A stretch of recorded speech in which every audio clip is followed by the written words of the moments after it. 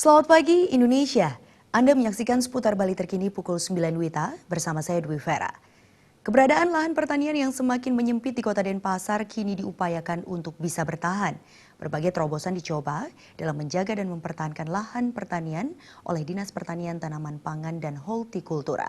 Setelah merancang Subak Lestari, kini akan dilakukan terobosan lainnya, yakni memberikan insentif kepada petani.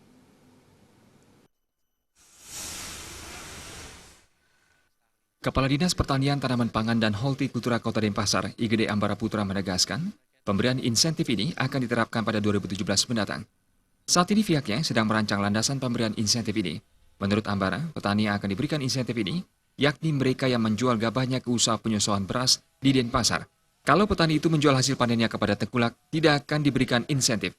Langkah ini dilakukan untuk tetap menjaga dan mempertahankan pertanian di Denpasar. Kita sedang dengan tim kajian UNUD sedang membentuk suatu Subak Lestari, di mana nanti Subak Lestari ini yang menggerakkan kegiatan bukan pertanian saja, nanti ada dari masing-masing SKPD terkait. Contohnya umpamanya irigasi ada dari Dinas PU, pariwisatanya di Dinas Pariwisata, nanti ngawik-ngawiknya bagaimana ada dari kebudayaan, teknis pertanian tanaman ada dari kami, nanti mina padinya ada perikanan, itu yang kita contoh bagaimana kita dalam Subak Lestari kegiatan-kegiatannya ini tujuannya untuk bagaimana mensejahterakan masyarakat. Nanti akhir daripada hasil yang kita sudah mengkaji, nanti akan pada dapat insentif dari jual gabahnya, tapi harus menjualnya di penyosohan. Tujuannya bagaimana supaya kedepannya Subak Lestari tumbuhlah lagi bagaimana sekomanyinya, tapi dengan modern kita nanti akan bantu dengan alat panen modern, tanam modern, itu yang kita garap di Denpasar.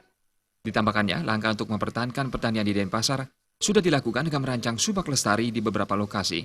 Di antaranya Subak Sembung, Peguyangan, Subak Umedesa, Subak Anggabaya, Subak Umelayu, serta Subak Intaran. Untuk lahan Subak Lestari ini, Dinas Pertanian telah memutuskan untuk membebaskan pajak. Selain itu pihaknya sudah memberikan bantuan bibit serta alat pertanian lainnya. Pada intinya, semua pihak yang terkait harus bersama-sama untuk mewujudkan Subak Lestari tersebut dan anggota Subak harus mendapat manfaatnya. Kalau mereka belum merasakan manfaatnya akan mubazir. Indrawan, Bali TV. Nantikan seputar Bali terkini 1 jam mendatang. Selamat pagi dan sampai jumpa.